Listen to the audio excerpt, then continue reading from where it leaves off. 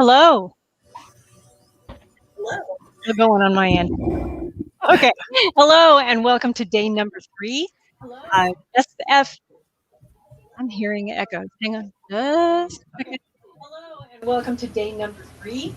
SF. Oh, I know why. Okay. All right. Now, let's try this again. Hello, and welcome to day number 3 of SFFCon, or SFFCon as we like to call it. This is the genre mashups panel. Some works are difficult to classify, drawing elements from different genres. This panel will discuss some classic genre mashups. Are there some that are a natural fit? And is there a combination that wouldn't work? With me today are Nebula-nominated and USA Today bestselling author, A.K. Amy Duboff. Amy is the creator of the Cataclysm and Dark Stars universes, which now stand at a total of 22 books. She's also SFFCon's founder, as well as one of the people behind the newly launched Dawnrunner Press. Next up is M.A. Rothman. Mike's also a USA Today bestseller and a research engineer whose name's on more than just a few patents.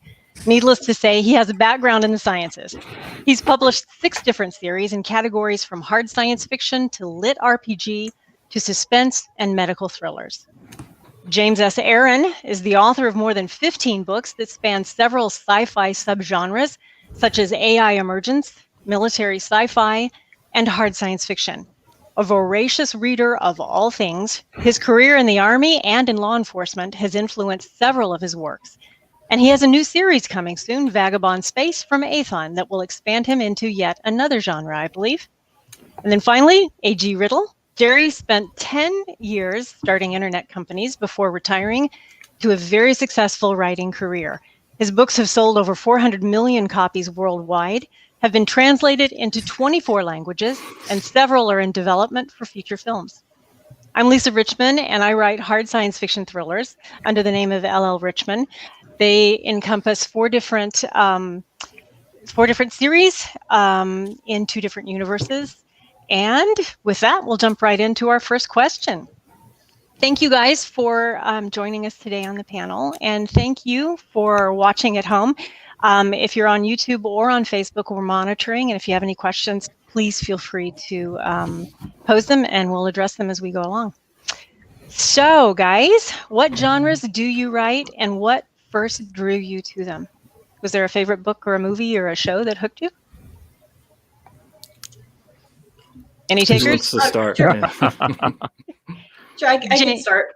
Amy. So I'd say that the most common mashup for me would be sci-fi and fantasy, which is a very common combination, but I'd say that a lot of my works straddle the two. I've had some people say, oh, you write such good hard SF. I'm like, it's not really hard SF. I'm just making up stuff.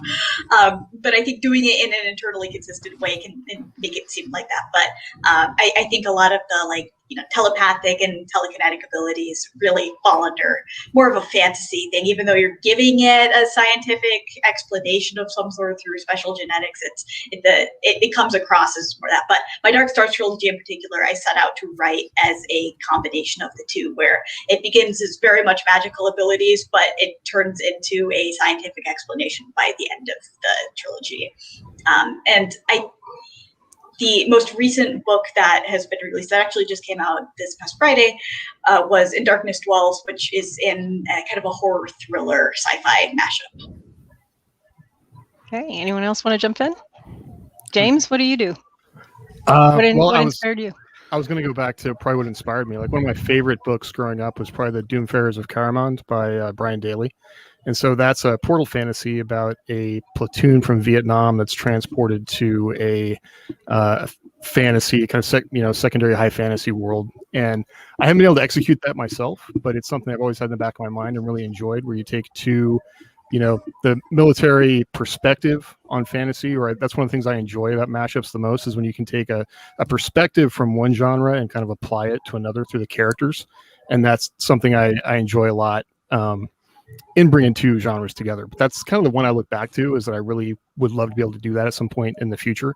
What I'm doing right now is kind of really niche, which one of the things maybe we'll talk about a little bit is how Amazon has affected genre when it gets so granular about genre. And so in some ways I wouldn't consider a lot of what I'm doing as a mashup necessarily, but when you look at how granular Amazon has become, what readers expect AI emergence, combining AI emergence with, space opera and military SF is kind of seen as a mashup, or it's like conflating what readers want a little bit. So I'm curious to hear what other folks think about that as well.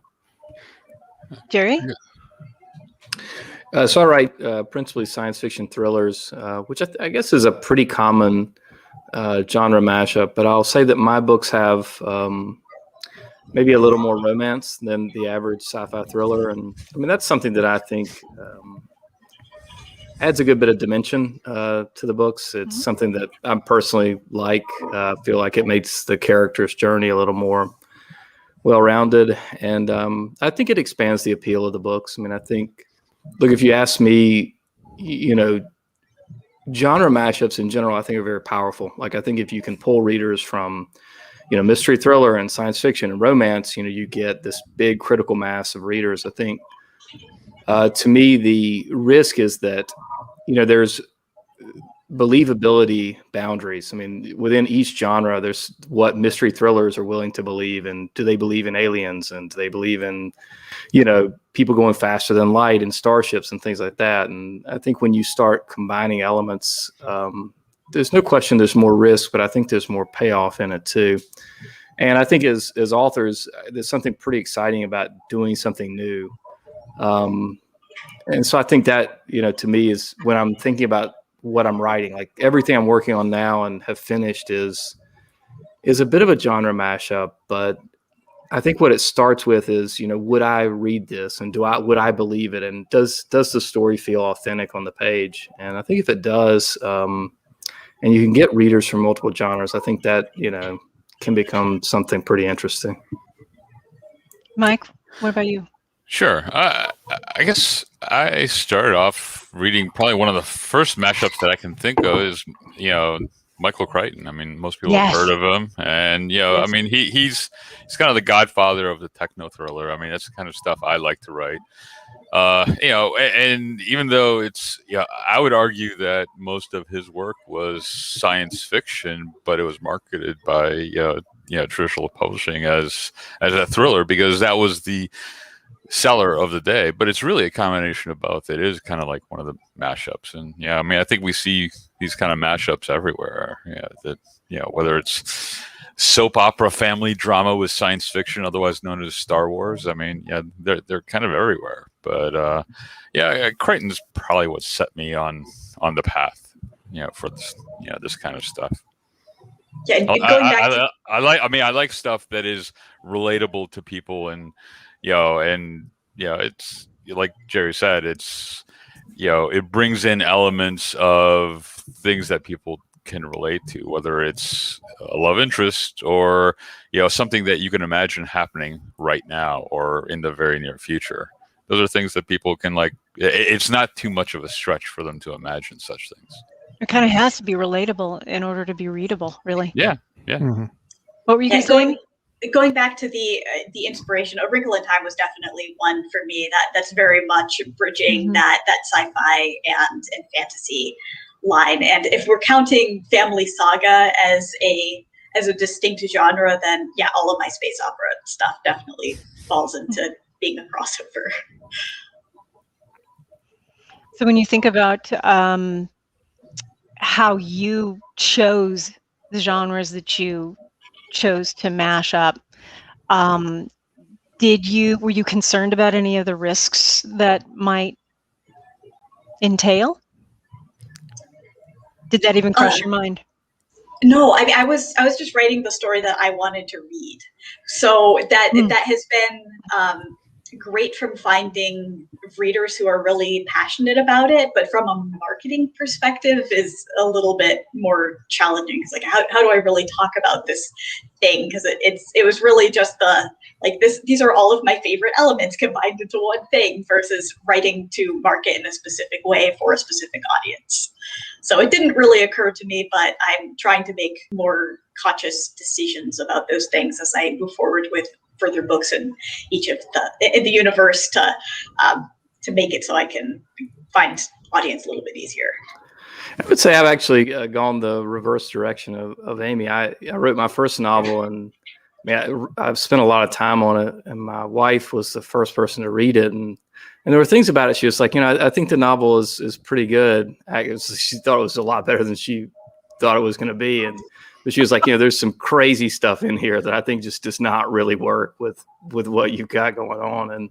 And I actually edited the novel down to take out some of the stuff that I thought pushed the boundaries of believability and would make the novel more commercially successful. And I would say in later novels, the stuff I'm working on now, it's a little more, if I think it works and if I'm enjoying it, like that's maybe what I'm more interested in now. And, taking bigger risks to say, it may fail fantastically, but it may work. So, we'll see what happens. But I think it's like, as authors, part of the tough part is figuring out where we are in our career and what's like really important to us. And it's like, there's like this story we all want to tell. And then there's like what we want the books to do. And, it's not always the same thing. Like what you publish might not be what your first draft was or what you wanted to write. And so I think there's definitely some push and pull there,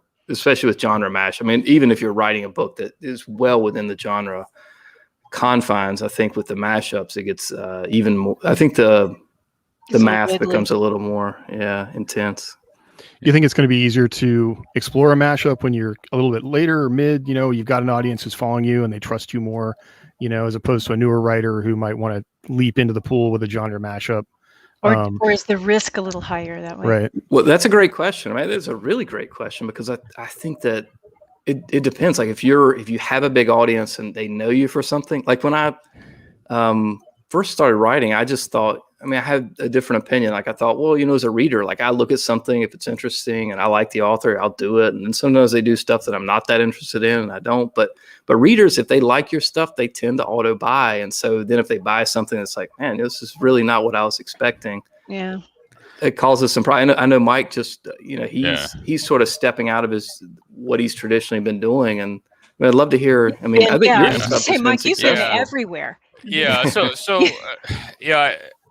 Because I recently released a book that was a complete, I knew going ahead, all the, business minds are going to tell you, oh, you do the Venn diagram of where's your audience? What are you writing? And, so I had this Venn diagram and my thing was over here somewhere. I'm like, but I know my audience, and I know my audience in as much as, kind of going to what James said is that, it's like, having a large, at least enough of a sample audience to have an idea of what's working for them. Why are they buying your books? And and for the most part, most people are buying my stuff is because they like the science. I'm pretty authentic with it, and the mashups I'm doing are working. But I was like, what? I want to really go out of the box. I literally did something that. In the end, in my author's note, I was like, I still don't know what genre to even call this thing, because it is literally, I start the book off as anyone reading it would go, oh, looks like it's going to be an interesting kind of, it's either maybe hard sci-fi, techno thriller, but you end up in something that's much more resembling a fantasy. And but this is what we were talking about a couple of days ago, and how talk about how you went about doing that, because I think that's a critical element. So the approach I took, because I'm not completely insane. If I'm going to go spend a couple months writing something and just right on the edge. Edits, no, exactly. A little insane to There's do the this. line, right? But but it was a risk, a known risk, and I knew that the approach I was taking was all right. Science, I know my audience. I know they'll be very comfortable with the beginning of this book. But in the beginning of the book, heavy science, a little bit of military action thriller kind of thing, and I think very relatable to the audience that I have. But in that context of that story, I put the reader and the main character into a situation that is like, I don't know what's going to happen. I'm supposed to be going, and making this journey, and we don't really know what's on the other side. We've gotten some reports, we know a little bit, but we don't know. And a lot of the book is a slow exploration of what is this place about. And I'm like, wait a minute, some of the rules are a little different here. It's not, I mean, yes, I'm in another world, which is, science fiction-y enough. But then you start seeing, it's like, all right, if you tweak the laws of physics just a little bit, not a lot, but a little, some things are possible. I'm like, oh, what are those things? And it starts to look like if I started off with some of the latter half of the book, my audience probably, I don't think, would have picked it up, because it starts You would have to lost them feel- pretty quickly. Yeah, it starts to feel Yeah. like, I'm dumping them into some epic fantasy. But I didn't. I kind of, it's like the boiling, Yes. it's the frog boiling in the Yeah. water. It's like, Yeah. you just turn the temperature up a little bit slowly. Yeah. And then eventually Yeah. they've bought into the character and his story and the arc that you're taking him on. And suddenly they realize, wait a minute, I'm a thriller reader, but you suddenly have me enjoying this fantasy Now you have novel. me hooked on And this is other thing. this your lit RPG? Yeah, that's the lit Okay. RPG one. Yeah. Yeah. That is opposite of what a Facebook user just commented on by saying genre mashup as the twist. That's not what you're talking about No. at all. That's a completely different thing, and sometimes that can backfire. Yeah, I mean, the thing is you don't want to create a contract with your reader and suddenly they wake up from the dream. That's a cheat, and people will sometimes not be very happy with you if you do that. The I think Lost TV series. Yeah, I mean, this was what it was from the very beginning.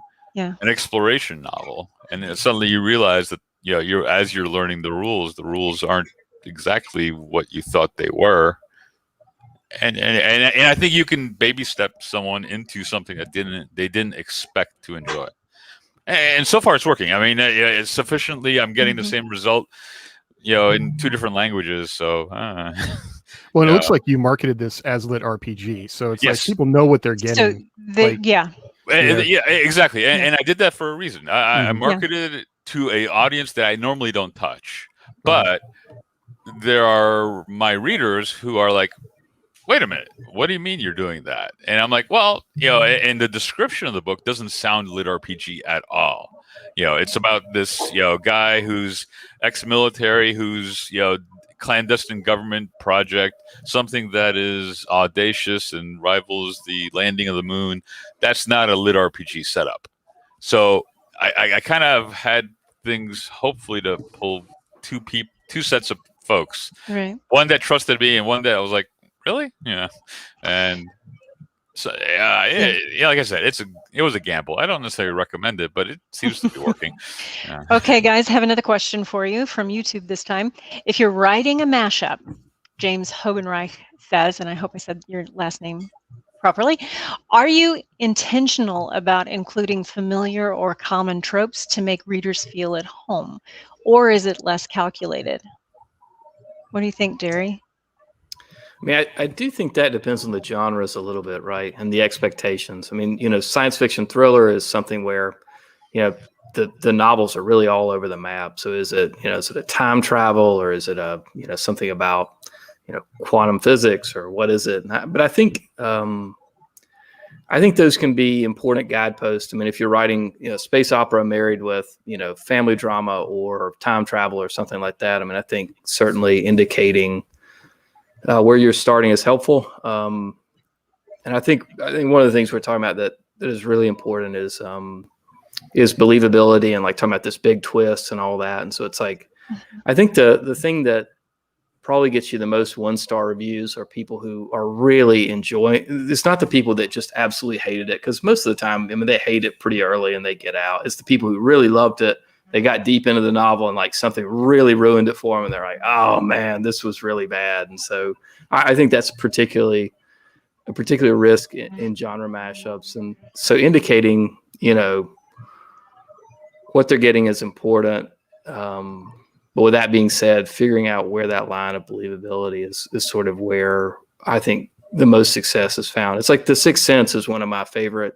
I don't know if it's a genre mashup, but it has that really great twist in it. And, is that a horror, or is it a mystery novel, or a movie or what is it? But it's something that when I saw the movie, didn't see coming, but when it happened, it was like, this is believable, but it's so good. And I think to me, that's one of those powerful things about in my work. That's what I'm always looking for. And if I have it and I'm writing the novel, I always look forward to it. And it's tough to do, for sure.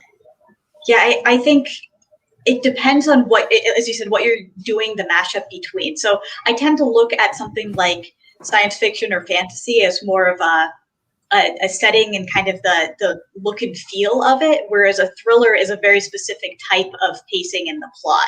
So I think depending on what you're mashing up there, like if you're doing a science fiction thriller, you have the thriller pacing and the way that story would unfold, but then there'd be the sci-fi skin that you would put on it. Whereas if you were doing like a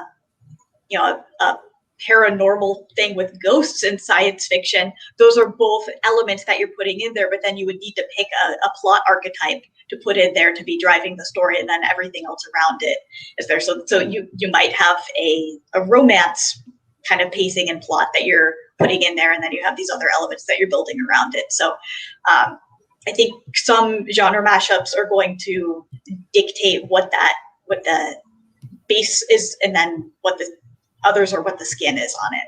I mean, I think you need to figure out what the rules are for your novel, whatever that you're mashing up. I mean, regardless of fantasy or anything else. I mean, like Brandon Sanderson often says, it's like, it doesn't matter what your magic system is as long as it's consistent and internally consistent. Yeah, I mean, so if romance is driving your mashup, then the story is a romance novel with other things. Or if it's science that drives it, it's to me, the definition of like a science fiction novel is inevitably, if you pulled the science doodads out of it, could you have the same novel? If the answer is no, then it's probably a science fiction novel. I mean, at least to a great extent.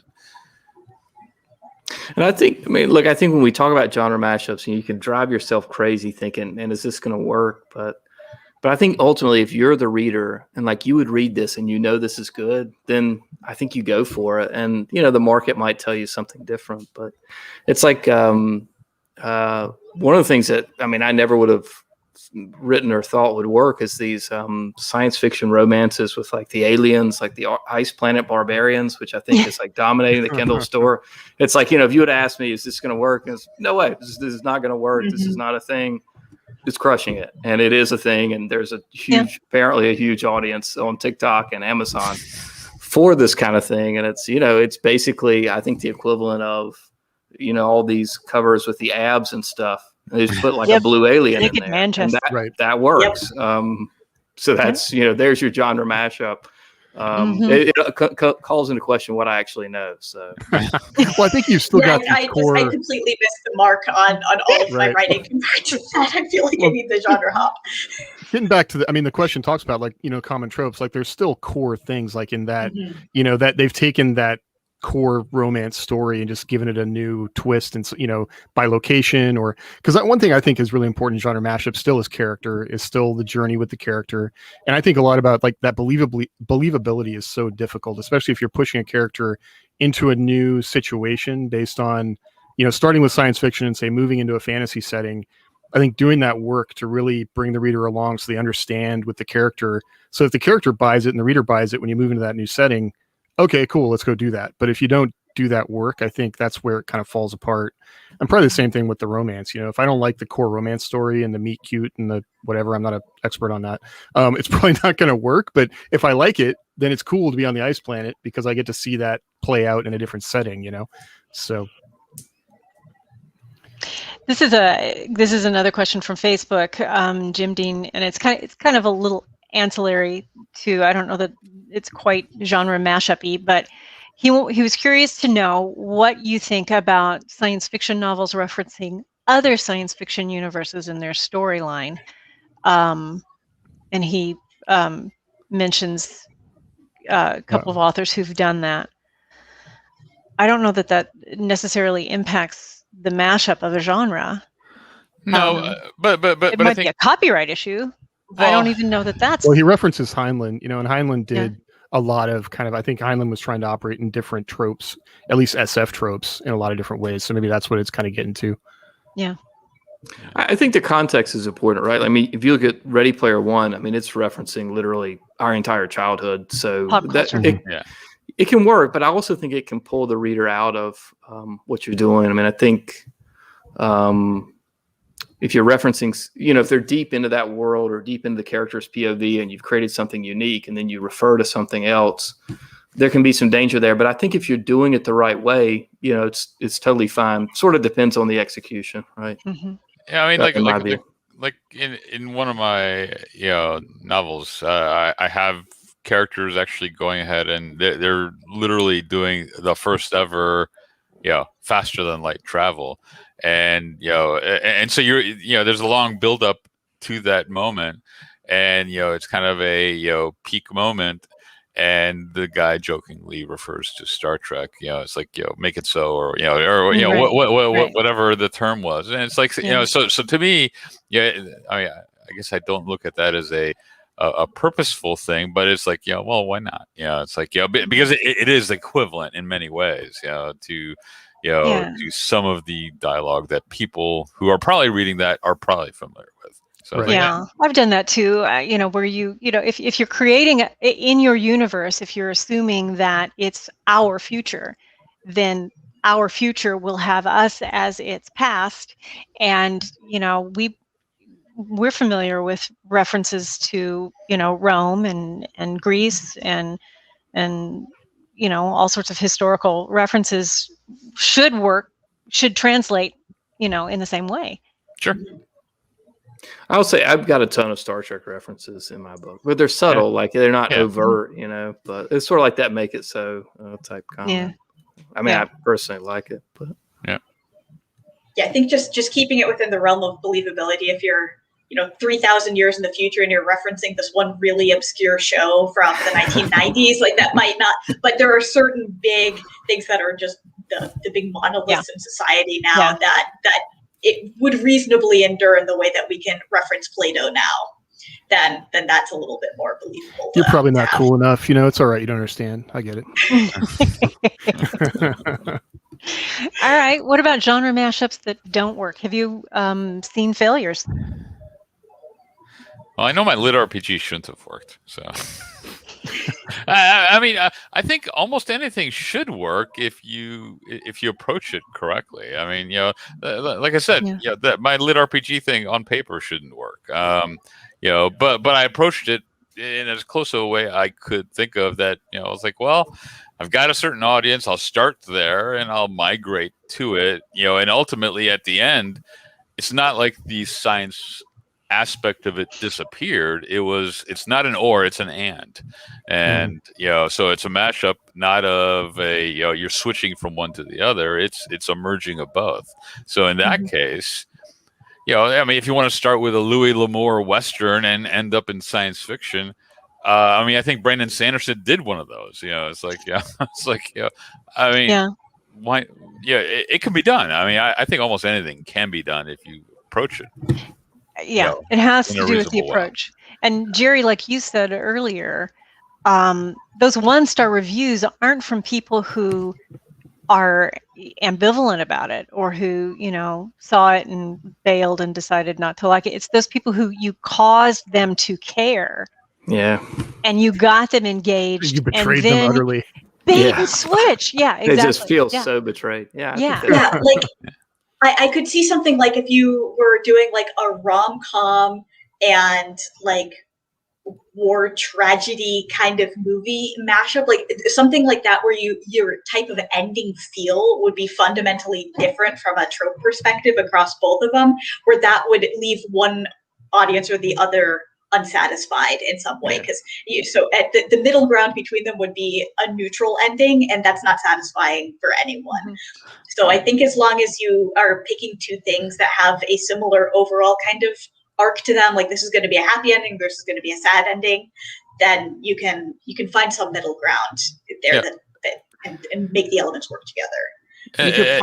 Go ahead. No, I was just gonna say you can probably Google like biggest box office flops to see movies that flop, and those are probably genre mashups that don't work. And then there's That's a The good Room, point. which we all fear that we're writing, but I mean, the thing is, because I think ultimately it does go all to approach, because you can easily imagine any of these mashups if like I think what somebody had said earlier is like if the mashup becomes the twist, like you can imagine writing a novel that's a certain genre all the way through, and at the end the guy who is this military soldier type person suddenly becomes a wizard at the end and saves the day.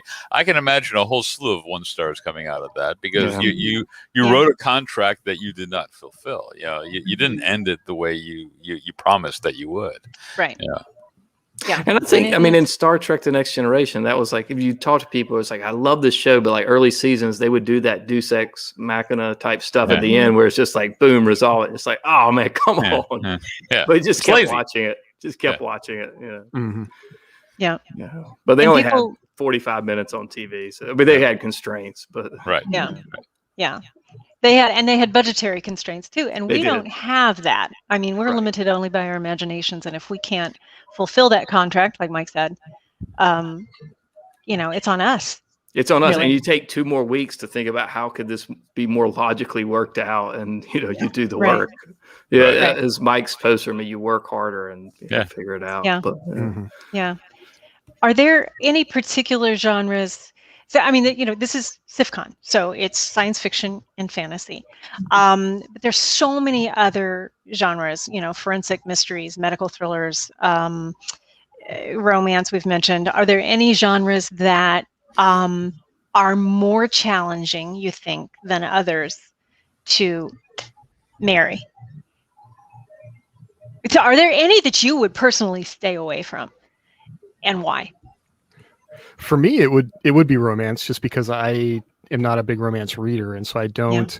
I know and this is where I get to thinking about what the audience really wants out of that mashup, because I know a romance audience, especially a very specific kind of reader, wants specific things. And like when I've looked at the marketing on romance, like they'll list. I've seen, in fact, I saw one publisher, an indie publisher, that was listing like exactly what the reader could expect from that book, and it was sort of like I wasn't aware of what those things were. It was kind of okay, interesting, but they were really forecasting what the promise was in that book. And I think if you can't fulfill that promise on whatever that genre, by mixing it, then I would definitely want to get smart on that before I gave it a shot. But I can think of different fantasy or science fiction novels I went into reading, and it turned into a romance novel, and it wasn't what I had wanted out of that story. And if the big conflict of the book was to end up in a sex scene, like, or something, that's fine. That just wasn't what I was looking for when I went into the book. I remember feeling a little bit like, oh, okay, and I didn't continue with that series. So I think being really clear with the marketing is something that's important with a mashup if you're looking at that. But for me, that would be something difficult. So one of the things that I and this is the only one I can think of that I won't name the author because I'm friends, but but Don't ask anyone. Yeah, but there was a series that a well-known New York Times author who I fell out of it because and I won't say too much about it because then I might give it away. But it started off kind of like thriller-esque, Crichton-esque, and I enjoyed it a lot. And and it wasn't a Jack Reacher thing, but like a Jack Reacher type of thriller-ish novel.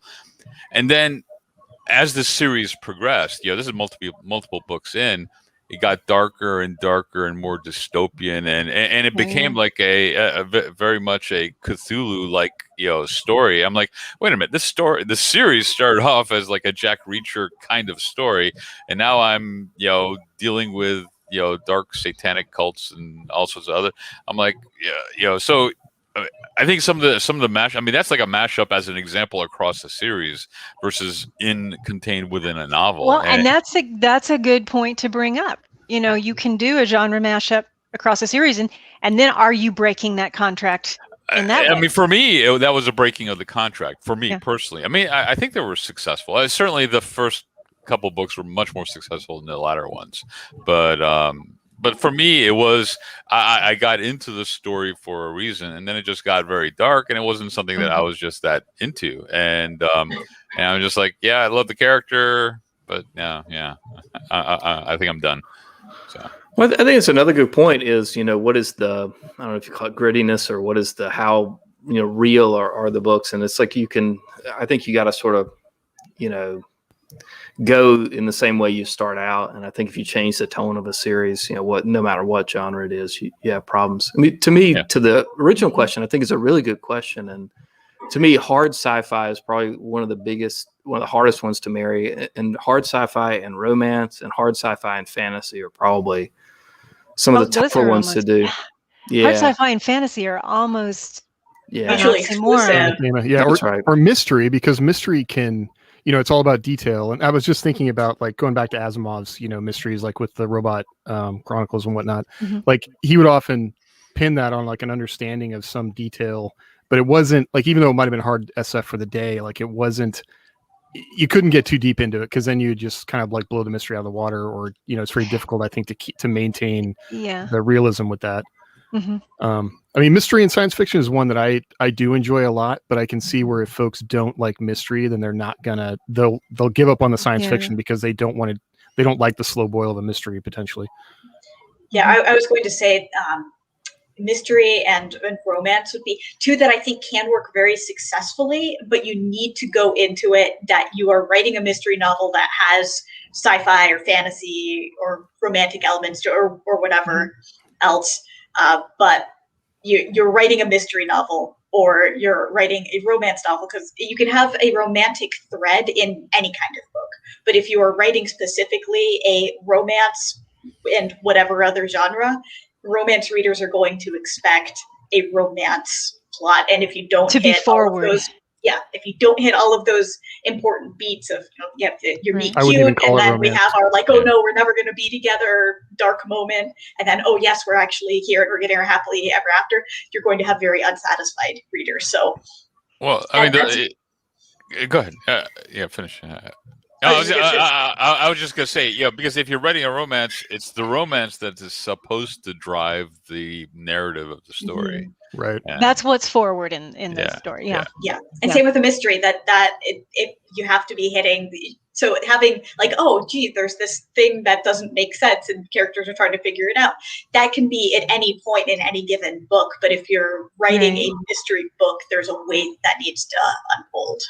Someone just commented, how do you tell the stories of people's lives without including any romance? I think it's a matter of degree in a lot of instances, and I think that's what you're talking about. We're all misanthropes who hate romance. I mean, you can be in a relationship and not dwell on any of those elements of them being together. It's just like, I mean, they're married, but it's spending time at the dinner table or when they're having pillow talk in bed. Those are very, you can include or not include those kind of elements. Well, it's situational, because imagine you've got this techno thriller that the world is on the brink of disaster. You're a scientist or whatever, but you're married and you have kids. So I mean, there's lots of moments even in a thriller where you can look back. I mean, these people have real lives outside of the saving the day, and it would be unrealistic to not actually have them think about, yes, I'm trying to save the world, let's say, but what if I don't? What's at stake? I mean, what's at stake oftentimes is the thing that, drives the pulse a little bit. It's like, what if I don't get this right? Yeah. Boy, and that's talk about relatability. Yeah. That's something that makes it very relatable to the reader too.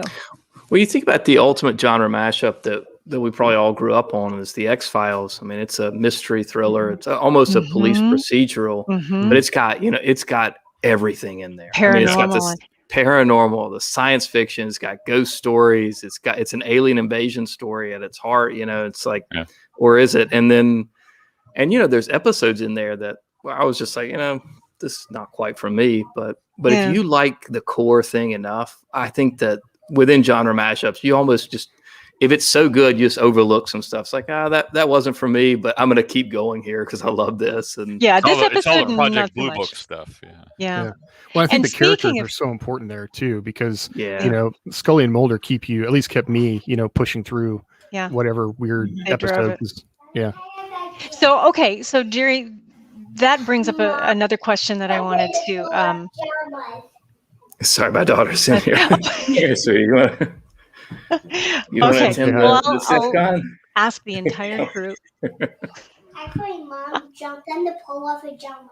She jumps in the pool with her pajamas. Okay, I'll be right there. Okay? Awesome. Awesome.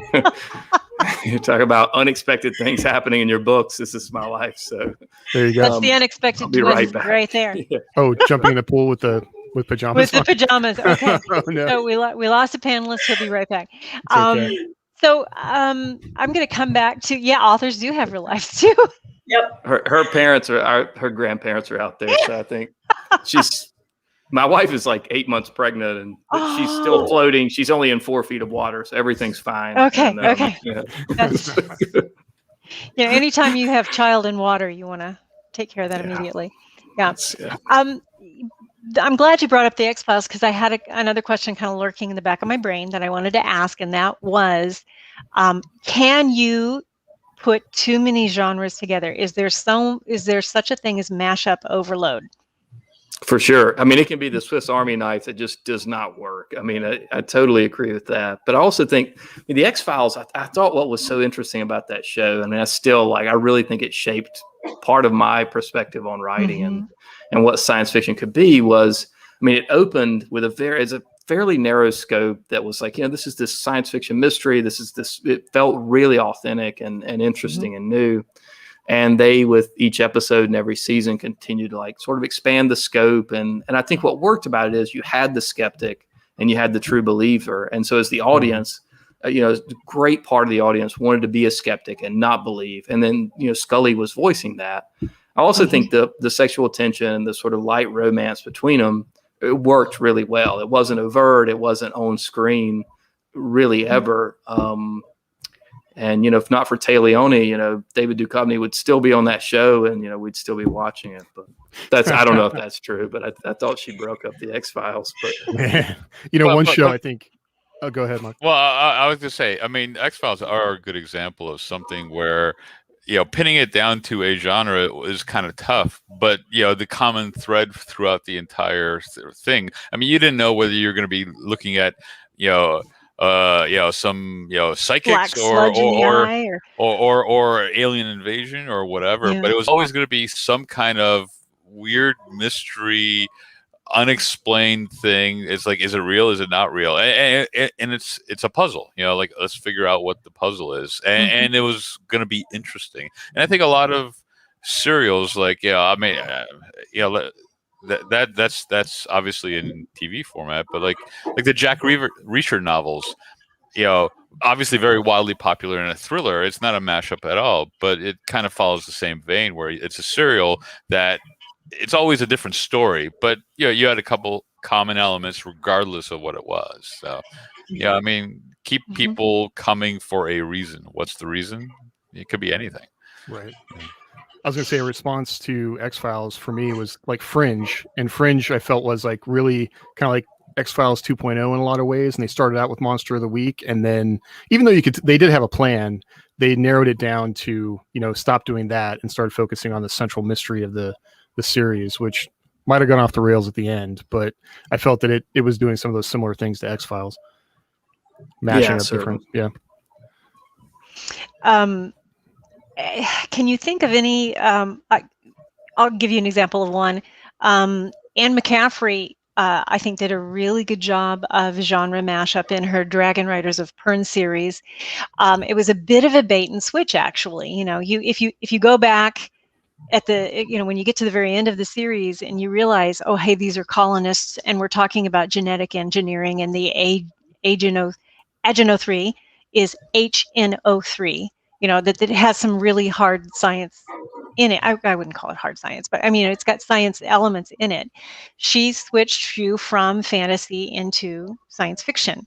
Are there other examples that you can think of? where authors have done this very successfully in the past? Sanderson Man, kind of dead did it silent. in Mistborn. I think that Mistborn, you went into it thinking that and it was a very procedural, like one of the very early procedural fantasy kind of books where Mhm. characters have a very, like, the fantasy is almost scientific in a certain way. But then as that series advances, it becomes sort of an alternate history almost, using the magic as, I mean, even though it doesn't become like our science, it becomes that, like, if the readers don't buy into that proceduralness of the fantastic element, they're not going to stay with it. Yeah, I'll give an example of where there was kind of a bait and switch where it didn't work. Yeah. Just to flip things around, I feel like Lost was like that, where it started out with this expectation that there was going to be this very scientific understanding of everything, and then it just devolved more and more into fantasy as the series went on. So I think that's the reason that so many people were left satisfied with the ending of that show, because they did set it up like, no, we're going to explain everything, and then it was just like, and there's magic, and that was Talk just kind about of one stars and rage quitting. I mean, that was a prime example of what not to do. Are there any others that you can think of, one way or another? Really good or really awful examples? And do we really want to name names? Maybe we shouldn't. I don't remember the ones that are bad. That's the thing. Yeah. Someone on Facebook says, I've seen mashup as a genre, and mentions the Nathan Brazil stories where they portaled between worlds with different physics, magic, or not. That kind of sounds almost like Sliders in a way. Yeah. I have not read that one. I haven't either. I think, Mike, you sent me a question? I don't know if we've talked about it. Did we? I don't remember what the question Oh, that was was. Jack Chalker. Yeah, I've read like Well World. Okay, so Well World, Jack Chalker did something like similar to that, and then Francis Jose Farmer, I guess Riverworld kind of was similar to that, where he created a frame and then pulled all these different characters into the frame. So that was kind of of Riverworld, and then had adventures that way. So those books came out so long ago. I don't know like how technically successful they were, but I definitely read them when I was a kid. What last bit of advice would you all give to someone who's considering a genre mashup? I would say to pick your primary genre that you're going to lead with, that's going to dictate a lot of the structure of the story, and then have your others that you're going to layer on top of it. But pick one that's going to be the lead. So just from a marketing perspective, that you can have that main foot forward. I think that's really good advice. The only thing I would add is that I'm a big believer, if you write that story that you really instinctively believe in, if you think this is good, like these genres mashed up, I would read this, I would believe this, and I would keep going. I think you write that story, you get your draft, and before you edit it or send it off to a developmental editor or copy editor, I think you find 2 or 3 or 4 people that you really trust that do read in a couple of different genres, and you send it to them and you say, what do you think of this? And be brutally honest with me. And if you quit reading, I would like to know the point at which you quit reading. And you get a few data points. Point. Yeah, and you sort of think, should I alter this, or is there something I can learn here? And your sample size should be as story. That's right. Yeah, it should be as big as you can make it without harming you. Like you can get too much data, but that's probably what I would do.